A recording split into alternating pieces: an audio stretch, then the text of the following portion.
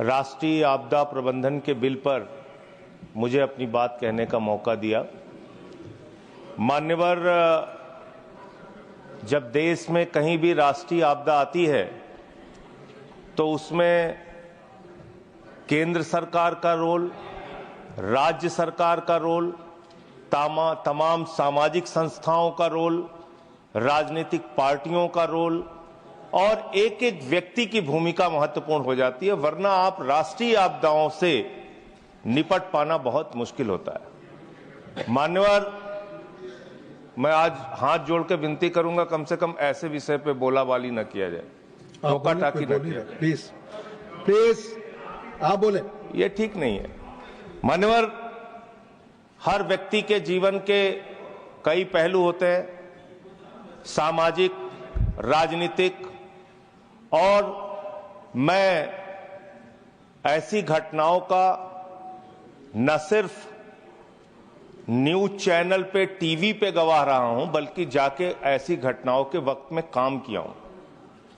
मेरी शहीद चंद्रशेखर आजाद जी के नाम पे एक संस्था थी, आजाद समाज सेवा समिति। उस वक्त भुज का भूकंप आया था मान्यवर, और उसमें जो घटना हुई थी बहुत ही पीड़ादायक कि 26 जनवरी का दिन था, बच्चे गणतंत्र दिवस का जुलूस लेके निकल रहे थे और भूकंप आया, उसकी चपेट में बहुत सारे बच्चों की मौत हो गई थी। जॉर्ज फर्नांडिस साहब उस समय रक्षा मंत्री थे, जॉर्ज साहब एनडीए के संयोजक थे और उन्होंने उस समय बयान दिया था, रक्षा मंत्री भी थे संभवतः, उन्होंने बयान दिया था कि 1 लाख लोगों की मौत हुई है। बहुत बड़ी घटना थी, बहुत बड़ी त्रासदी थी मानवर। अब ये समझ में नहीं आ रहा था कि उसमें हम लोगों की भूमिका क्या हो सकती है। एक उत्तर प्रदेश के सुल्तानपुर के छोटे से जिले में रहने वाली छोटी सी संस्था के किसी कार्यकर्ता की भूमिका क्या हो सकती है। तो हमने शहर के लोगों को, व्यापारियों को, तमाम संस्थाओं को एकत्रित किया, जुलूस निकाला शहर के अंदर, चंदा इकट्ठा किया। अब आगे सामग्री की क्या जरूरत है वहां, क्योंकि बहुत सारी सामग्री, गुजरात में उस वक्त खबरें आने लगी कि पूरे देश और दुनिया से बहुत सारी सहायता सामग्री वहां पे पहुंचने लगी, और ये भी खबरें आने लगी कि उन सामग्रियों का सही रूप से सदुपयोग नहीं हो पा रहा है। हमने हेल्पलाइन खोजा कि कहां से बात की जाए जिससे उनकी मदद हो सके। अहमदाबाद की एक संस्था मिली, कच्छी जैन सेवा समाज।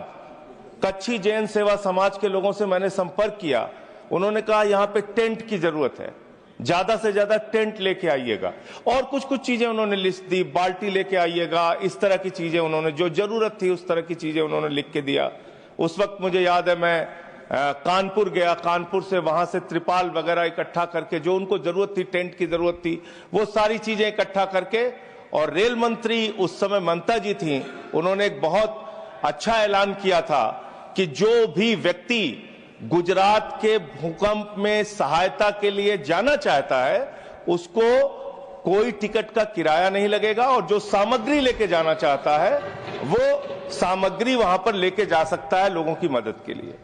तो हम लोगों ने अपना एक जत्था तैयार किया, 10-20 लोग तैयार हुए कि हम जाके खुद से काम करेंगे। हमने अपनी टीम के साथ वहां पे हम गए, और जो उस समिति के साथ, कच्छी जैन सेवा समिति के साथ मिलके जो वहां मदद हो सकती थी वो मदद हमने किया। लेकिन जो देखा दृश्य मान्यवर, घर के घर गिरे थे, बड़े बड़े घर गिरे हुए थे, स्कूल गिर गए थे, अस्पताल गिर गए थे, सड़कें टूट गई थी। तो ये ऐसा लग रहा था कि इसमें कभी कैसे ये लोग खड़े हो पाएंगे।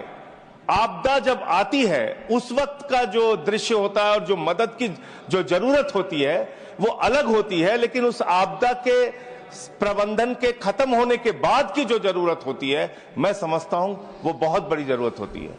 घाव को भरने की जरूरत, पीड़ा को भरने की जरूरत, उनके साथ बातचीत करने की जरूरत, उनकी काउंसलिंग करने की जरूरत, वो सड़कें जो टूटी हुई हैं उसको बनाने की जरूरत, स्कूल जो बच्चों के टूट जाते हैं उसको बनाने की जरूरत, अस्पतालों को बनाने की जरूरत, और इसके साथ साथ जो गांव के गांव जो मिट जाते हैं, बर्बाद हो जाते हैं, उसको बनाने की जरूरत।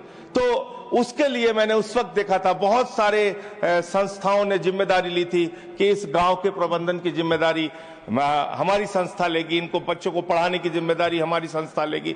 इस प्रकार के काम वहां पे बहुत सारे लोगों ने किया था। तो मैं समझता हूं एक सरकारी भूमिका है और दूसरी सबसे ज्यादा सामाजिक कार्यकर्ताओं की और राजनीतिक कार्यकर्ताओं की भूमिका है कि जब ऐसी कोई बड़ी आपदा आए तो उसके बाद आपको क्या करना है, कैसे उनकी मदद के लिए खड़ा होना है, ये एक बड़ी भूमिका आपको निभानी है। इसके अलावा मान्यवर सुनामी आई तमिलनाडु में, उस समय सुनामी में मैं गया अपनी टीम लेके। जब उत्तराखंड की आपदा आई, त्रासदी आई, उस समय भी मैं गया अपने आम आदमी पार्टी में उस समय था, आम आदमी पार्टी के कार्यकर्ताओं के साथ गया।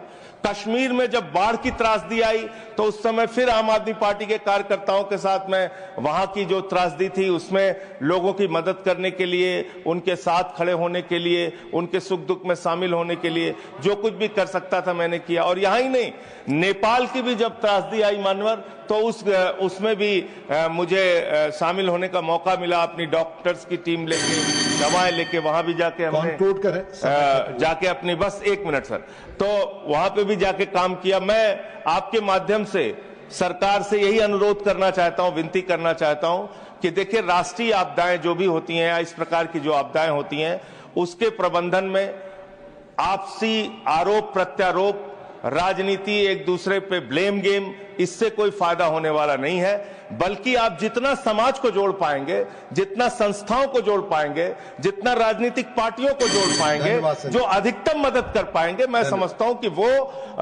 वही राष्ट्रीय आपदा को प्रबंधन करने का सही तरीका है। और मान्यवर, मैं फिर दोहरा रहा हूं कि एक तात्कालिक मदद की जरूरत होती है, एक दीर्घकालिक मदद की जरूरत होती है, दोनों पे सरकार को काम करने की जरूरत है। धन्यवाद।